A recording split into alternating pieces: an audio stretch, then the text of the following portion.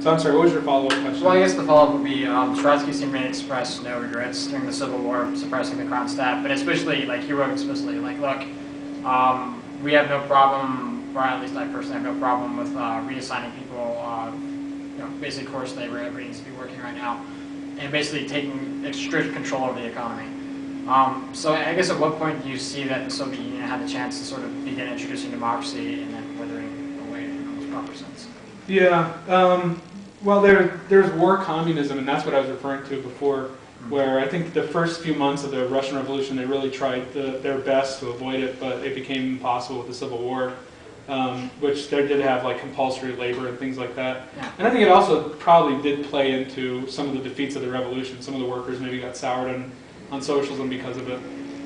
But I think it was a necessary step given the situation. I think Lenin himself said that we have no choice because we're waiting for the European Revolution, But I really feel like Lenin himself was the one who began the struggle against the bureaucracy that he saw growing in the Soviet Union.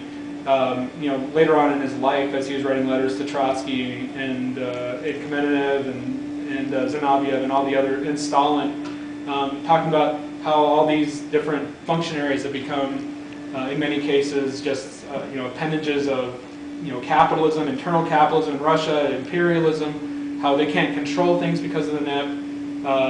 So I really feel like he was beginning a struggle that would have seen, in my view, Stalin kicked out, but because of his stroke and because he died, it didn't happen. And I feel like Stalin did take advantage of the fact that he had a lot of support among a lot of the lower functionaries, that he himself, because he had a specific position within the party, was able to get into office. So I would say, like, the whole period, like, war communism didn't help, but I really feel like 1921, I think there was a big mistake in preventing the people from having factions. There was a big dispute with Lenin. Lenin was really in favor of ending all factions within the Russian Communist Party. I think that was a mistake. I think it was used as an excuse by Stalin to prevent and murder anyone who believed differently from him, or openly spoke it, I should say. There's no way to affect what people believe. But so I think that was a big key turning point. That actually happened during Kronstadt, which I think Lenin at a certain time called the Thermidor.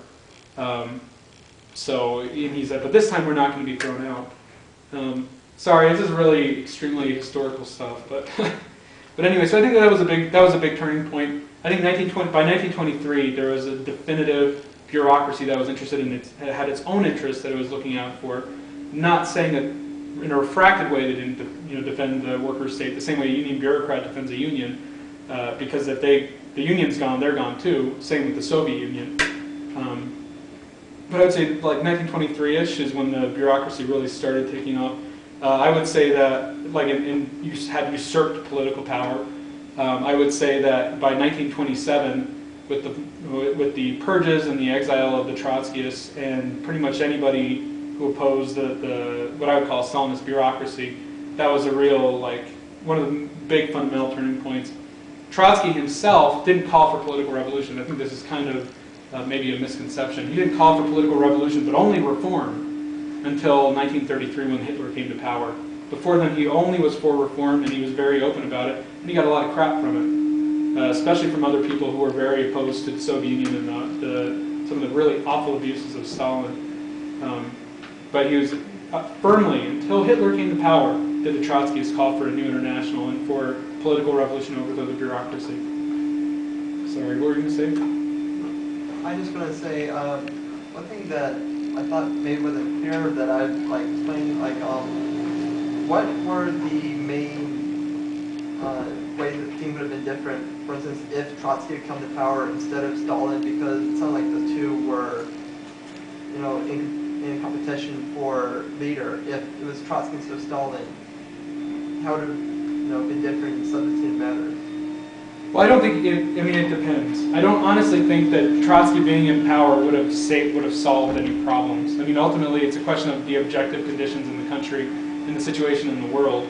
I think a way to look at it for me is if you're good leaders can either make something that's bad, like a bad situation in a war, either turn into have like a defensive turn where they fight back, but they come back and they retreat in good order, right?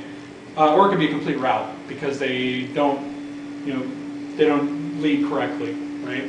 I do think that there probably would have been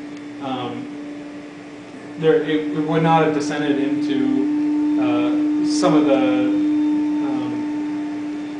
the awful abuses of Stalin with like the gulags and the purges, but I think ultimately it's a question of the objective conditions. While Krupskaya did attack Trotsky at a certain point, she also said that if Lenin was alive at this point, he'd be in prison. So. I don't know. I do think that things would have been better. It would have allowed for example, in the international arena, especially with the Chinese Revolution, I strongly suspect there would have been a much better chance that they would have succeeded in the 1920s as opposed to 1949, and with the workers in the main cities as opposed to the peasants, which I feel really helped to make that revolution very deformed from birth. So the international arena would have helped enormously in strengthening the democracy in the Soviet Union, I think. So, but I don't think it's a simple question of just one person. I think there may be some Trotskyists who say that, but I certainly don't. It's a much more complex question.